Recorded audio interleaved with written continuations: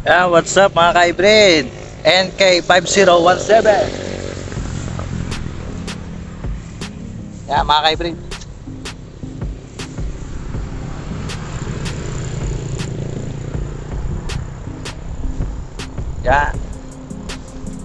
What's up? Andito ako ngayon sa demo farm.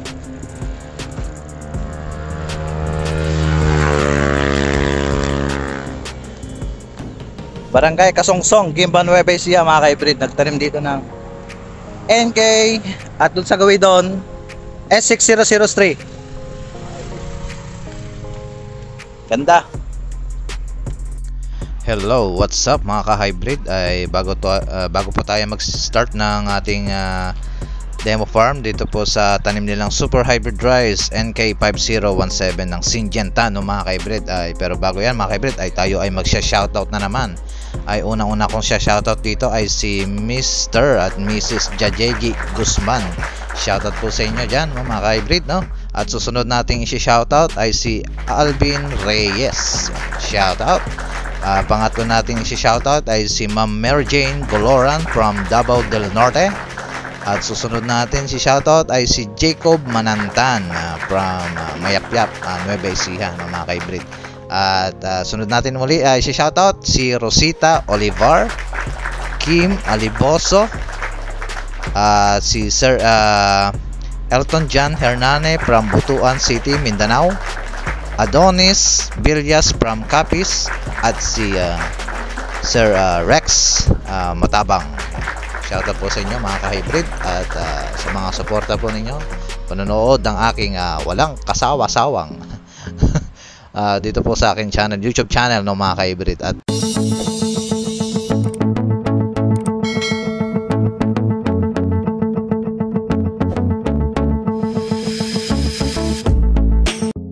magandang araw mga ka-hybrid, Lakbay Farm Vlog. Nagbabalik muli sa aking YouTube channel. At kung bago ka lang sa aking YouTube channel, huwag mo kalimutan mag-subscribe.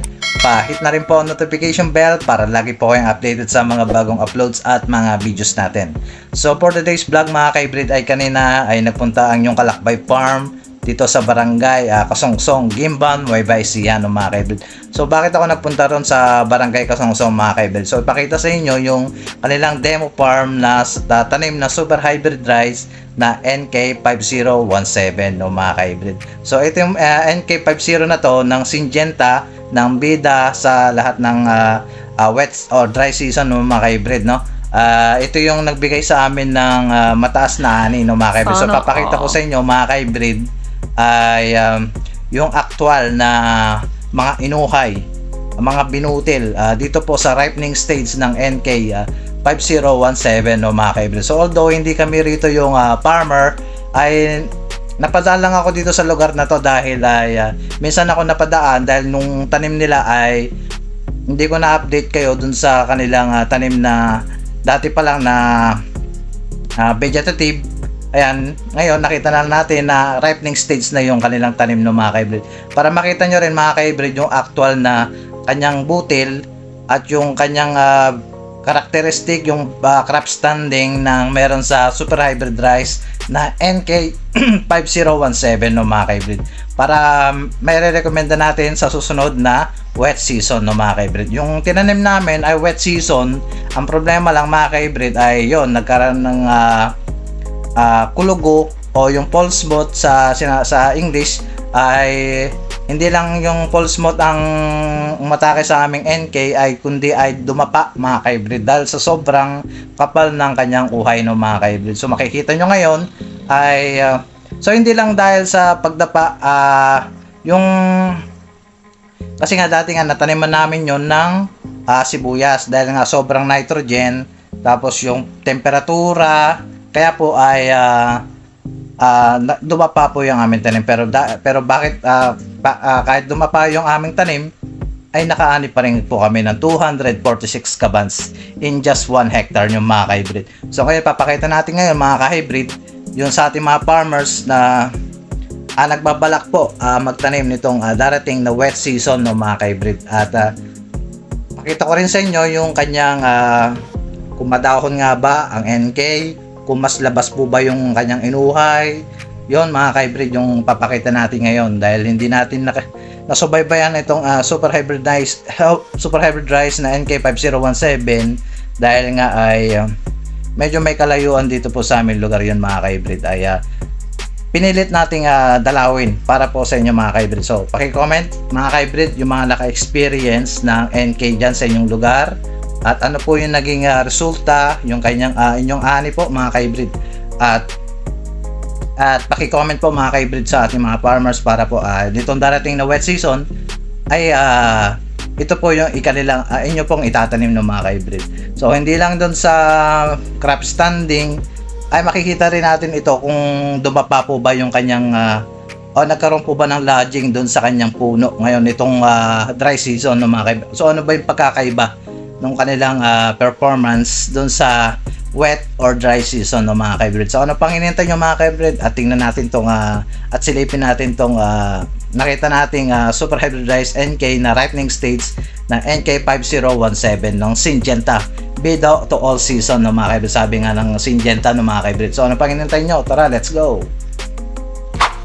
Hello, what's up mga ka-hybrid? At nandito na naman po tayo, ang inyong Kalakbay Farm dito sa Barangay Kasongsong, Guimba, Nueva Ecija mga ka-hybrid. Ano kung saan ay nagtanim po sila rito ng super hybrid rice ng NK5017 ng Syngenta no mga ka-hybrid. Ito po ay all season bida sa sarap no mga ka-hybrid. Kung bakit natin nasabi na bida sa sarap ang NK5017 no mga ka-hybrid, ay ito po yung bakit natawag na bida sa sarap ay yung eating quality na mga ka-hybrid ng NK no. Masarap po yung kanyang bigas no. Hindi lang po bigas kundi mabango rin po at masarap, malambot, at pagka ito ay sinaing mo, talagang maamoy mo talaga yung aromatic amoy ng isang masarap ng bigas ng NK5017. So mapapansin nyo dyan mga ka-hybrid ay talagang napakakapal ng kanyang mga inuhay, ay talaga naman ay nagbigay ito sa amin ng malakas na ani dito sa tanim namin noon na NK5017 no. Yung po ay wet season no. So masasabi ko po ito ay rekomendado sa wet or dry season no mga ka-hybrid. Ay ang maturity days po nito ay umaabot po ng 105 to 115 days no. Depende po sa inyong status ng inyong uhay kung gaano ba ka-dry na, hanggang pantok na yung kanyang paninilaw, ay pwede nyo na pong anihin kahit nasa early maturing, nasa 110, 105 days. Yan, pwede kahit pagka yung 115 days kasi mga ka-hybrid yan, katulad nyan ay hindi pa yan 115, kasi kaya nasabi 115 yun yung pinakasagad na dry na yung kanyang binutil no mga ka-hybrid no.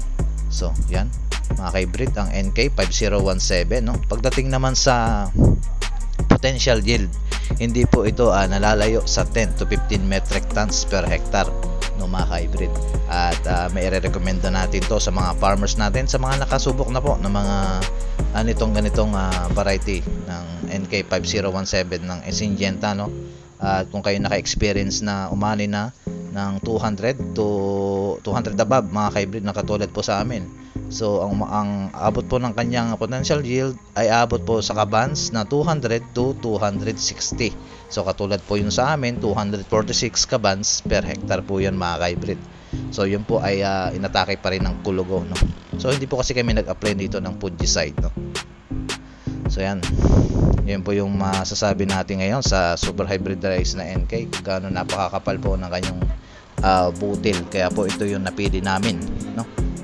Although maraming option no, pero ito yung nirekomenda po sa amin na ito yung itanim namin nung wet season, dahil nga ay masarap nga po talaga yung kanyang bigas at yung kanin niya napakalambot, at pagka yung sinain nyo at kakainin nyo na, mabango po ang kanyang mga kanin no mga ka-hybrid. Yan ang NK, yung performance characteristic ng isang NK5017. So pagdating naman mga ka-hybrid sa protocol ng fertilizer, pagka ang isang hektarya, pagka magtatanim kayo sa wet season, ay pwede kayong gumastos dito ng hanggang 8 bag at 12 bag no, kada hektarya. Pagdating naman sa dry season o tag-araw, maaari po kayong gumastos dito ng 10 hanggang 12 din, no, mga ka-hybrid, nakaban na per hectare na fertilizer, no, mga ka-hybrid. So mix na po yun yung complete urea 006 o yung urea potash or yung 17017, no, mga ka-hybrid, na pwede nyo i-apply rito sa NK5017, no, mga ka-hybrid. Yung sa amin naman kasi, mga ka-hybrid, ay nagbawas kami hanggang 7 lang aming nagastos doon sa wet season. Imbis na 8 kabans, ginawa namin 7, no, dahil nga nag-apply kami ng side dress ng foliar, kaya ay binawasan namin kasi ng fertilizer. So ang NK namin, mga ka-hybrid, ay matibay ito sa BLB, no, mga ka-hybrid, para sa inyong kaalaman, no. Hindi lang basta-basta ito nagpapatalo sa mga sakit, no. Matibay din sa BLS at Rice Blast, no, mga ka-hybrid, no. Yan po yung performance ng NK5017.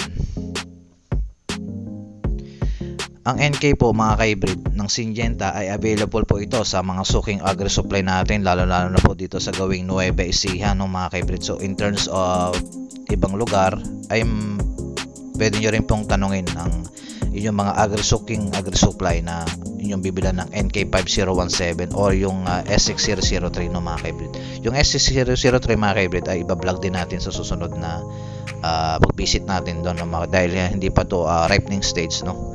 Nasa flowering pa lang ang S6003, no, ng Syngenta, no. Ilalagay ko rin yan, mga ka-hybrid, yung contact number kung sino yung pwede nyong kontakin sa na pwede nyong ma-orderan ng NK5017 dyan sa aking description below, no, mga ka-hybrid. So paki-comment, mga ka-hybrid, yung mga naka-experience na rin po na nakatanim ng NK5017, kung ano po yung naging experience ninyo dyan, at paki-comment po rito, mga ka-hybrid, yung inyong naging ani, para po ay ang nitong darating na wet season ay ito po yung itatanim nyo na, no, mga ka-hybrid. So ang NK5017 ay talagang dekalibre ang kanyang binutil, no, uhay. So hindi lang sa mga farmers natin ay talagang ang binibigay nito para sa ating mga magsasaka ay yung kita, dami ng ani, talaga yung quality ng bigas ng kanilang makukuha dito sa NK, no, 5017 ng Syngenta. So yan lang, mga ka-hybrid, yung konti ko lang video dito sa aking demo nila dito sa tanim nilang NK5017. Sana meron po kayong konting tip at nitong darating na wet season ay ito na yung inyong itatanim, no, at makaani na rin po kayo ng higher yield na katulad po namin. So yan lang po, maraming salamat po, mga ka-hybrid. Ingat po at God bless.